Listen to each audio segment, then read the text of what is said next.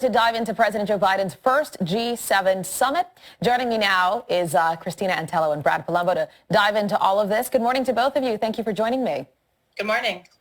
Good morning. I want to talk about Maryland ending its expanded unemployment benefits. This is coming up July 3rd. Democratic lawmakers say the 30 days notice that was given was not enough and that this could be damaging to families. Brad, I actually want to start with you on this. What are your thoughts on this? Do you think it was too abrupt an announcement? No, this is absolutely the right call. To be clear, everybody will still be receiving the normal amount of unemployment benefits. They're just not going to receive the extra supplement that makes many, many people eligible to earn more on benefits staying at home than they can by going back to work, even to $15 an hour jobs in many cases. This is causing a labor crisis nationwide.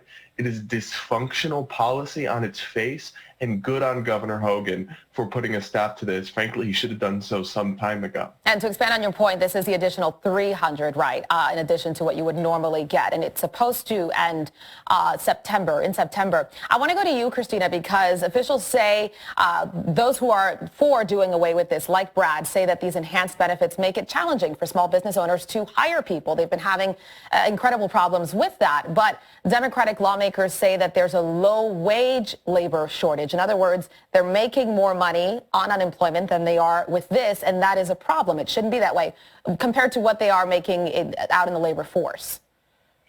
No, I agree. And listen, there is a labor shortage, and I appreciate that and agree with him completely on that front. Part of the problem is that, also for some families who still have children still haven't been able to go to school full time. And that's an issue. And that this, I think, hopefully will increase more people getting vaccinated and figuring out more ways for childcare to play a role and be able to get them back into the labor force. But I think also, to the point on the labor shortages, I mean, clearly there's also a lot of seasonal unemployment that's going on right now that we're also hoping to get people to, and I'm hoping that lends itself to more flexible work circumstances and allows people to kind of dictate better for their own family circumstances which hours and that they can work and contribute. So do you think Governor Hogan was right in going this way? I do ultimately. I do think we need to get everybody back out there. Now that we've got vaccines, there's really kind of no reason unless you have some health reason that prevents you from getting a vaccine. But other than that, you should, try to get yourself back into the labor market. And then, of course, our kids, my young children still aren't vaccinated. That's still a concern. Going into summer, they don't need to be in close quarters in classrooms and things like that. But, they have found ways and successfully, I might add, to have kids back in school. So hopefully by the time September rolls around, and that's a couple of months after this change, but once kids are fully back into school 5 days a week and what have you, then there will be kind of no more excuses essentially for folks to get back into the workforce. All right, let's switch gears here and talk about the G7 summit. U.S. allies gave Biden a warm welcome, even saying that America is back. But former Secretary of State Mike Pompeo criticized this reception. He finds it to be a problem. He says that America should be respected, not necessarily liked. Brad, what's your viewpoint on that?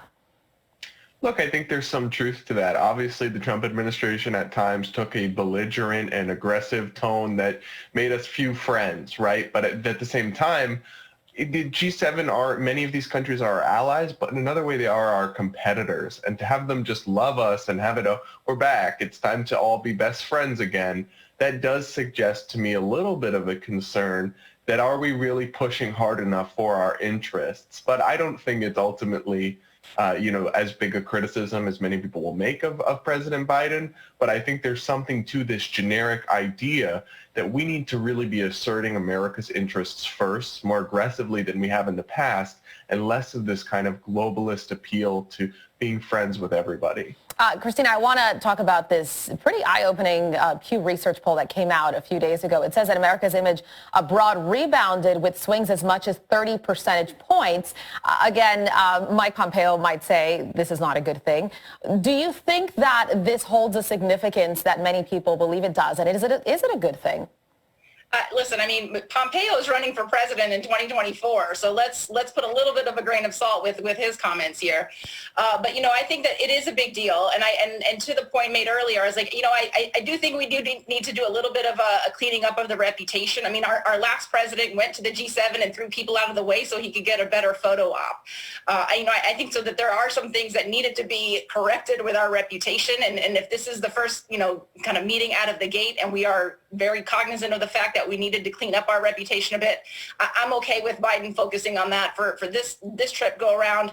The point is well made, though. We do need to advocate for our own interests, and I have every confidence that Biden will continue to do that. Okay, we'll have to see how it goes. The meeting goes between President Biden and Vladimir Putin coming up on Wednesday. I'm sure there'll be a lot said about that as well. Cristina, Antelo, Brad, Polumbo, always appreciate your insight. Thank you for joining us. Thank you. Thanks. All right, Steve, I'll send it over to you.